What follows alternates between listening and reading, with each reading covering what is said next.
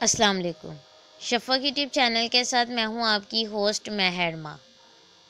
Corona, امکانات اور نئے رجحانات۔ دبئی سے آنے والی پرواز 2 گھنٹے لیٹ تھی۔ اس تاخیر کا گھر پر علم ہو گیا تھا، لہٰذا ہم مہمان کو لینے بھی جہاز کی لینڈنگ سے چند منٹ قبل پہنچے۔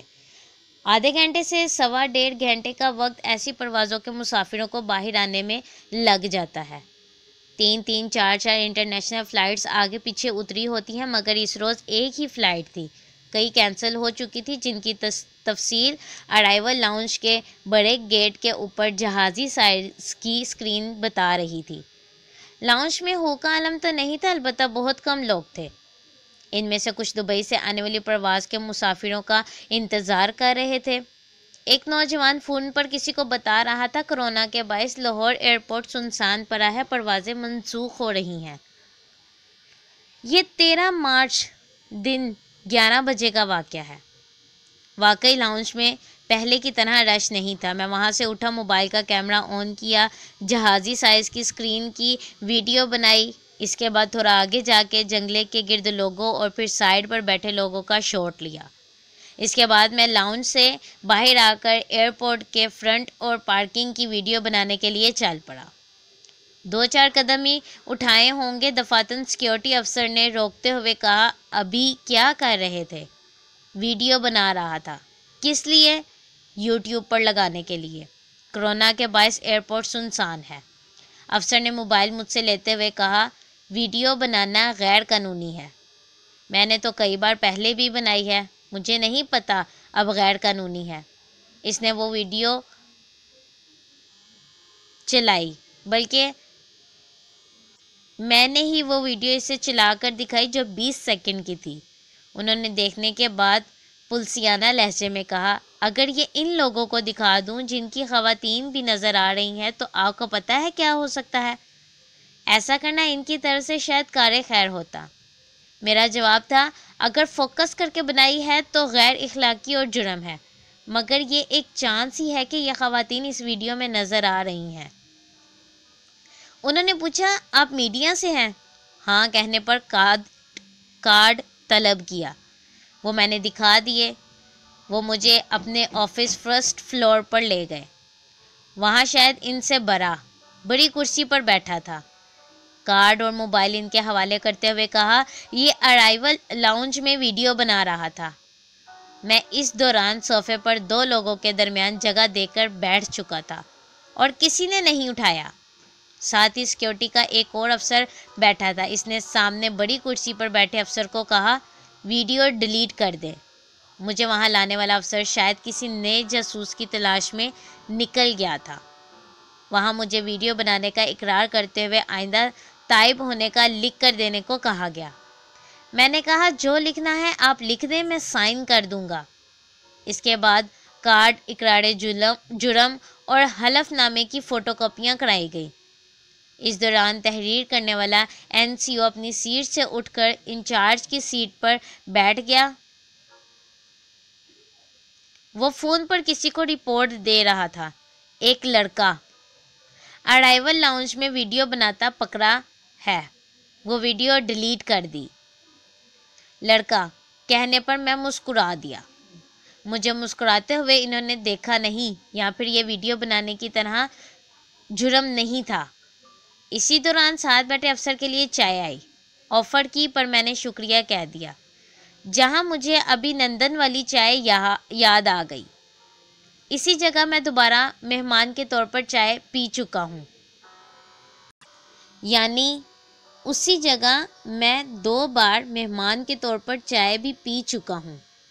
ان صاحب نے کرونا سے خوفزدہ نہ ہونے کی بات کی اور کہا، ایئرپورٹ پر کہاں ویرانی ہے، پروازیں آ جا رہی ہیں۔ مگر چند دن میں صورتحال بہت بدل گئی ہے۔ ہر طرف خاموشی، سکوت اور خوف کی کیفیت ہے۔ لاک ڈاؤن ہوا تو نہیں، مگر بہت کچھ بند ہو چکا ہے۔ کرونا کا خوف ہی بہت ہے۔ کسی مقام پر سیکیورٹی والے نے جھومتے جھومتے شخص سے پوچھا، اوئے تو نے شراب پی ہے؟ اس نے کہا، سونگھ کے دیکھ لو، تو افسر 2 قدم پیچھے ہو گیا۔ اب کرونا کے باعث پورے ملک میں چھوٹے بڑے اجتماعات پر پابندی لگا دی گئی ہے۔ جلد یا بددیر انشاءاللہ اس وبا پر قابو پا لیا جائے گا۔ یہ ایک وبا ضرور ہے، اس کے مضمرات بھی ہیں، مگر اس سے کئی نئے رجحانات، روایات اور مثبت امکانات جنم لے رہے ہیں۔ سب سے زیادہ ہلاکتیں اٹلی میں ہوئی ہیں۔